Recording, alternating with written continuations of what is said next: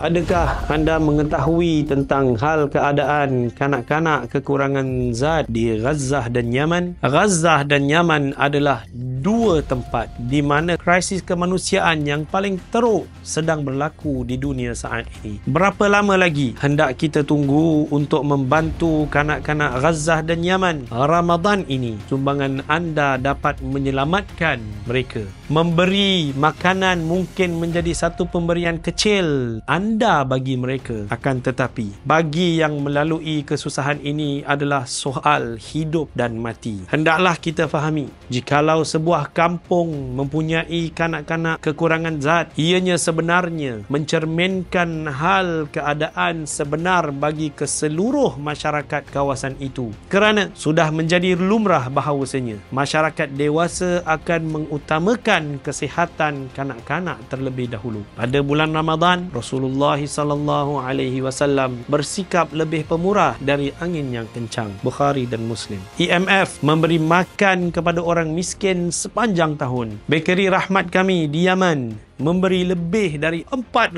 keping roti setiap hari, menjadikan lebih dari 120,000 setiap bulan. Sumbangan anda pada tahun lepas telah memberikan perubatan kecemasan lebih daripada 5,000 orang yang manfaat di Yaman setiap bulan, yang menjadikan lebih daripada 60,000 setahun. Perigi air bersih terus menjadi keutamaan usaha kami. Kami berhempas pulas untuk menyampaikan bantuan ke pedalaman agar dapat membantu pelarian di Yaman. Bahkan orang yang buta juga menerima bantuan anda. Anda mungkin terkejut, ibu tunggal tidak mampu untuk membeli tuala wanita untuk menjaga kesihatan mereka. Sambil kita melakukan ibadah puasa kita di bulan Ramadan, IMF giat menyiapkan bakul makanan, air bersih, ubat-ubatan dan keperluan asas. Anda mampu melakukan perubahan yang ketara. Maka Ramadan ini, marilah bersama Help Gaza, Help Yaman.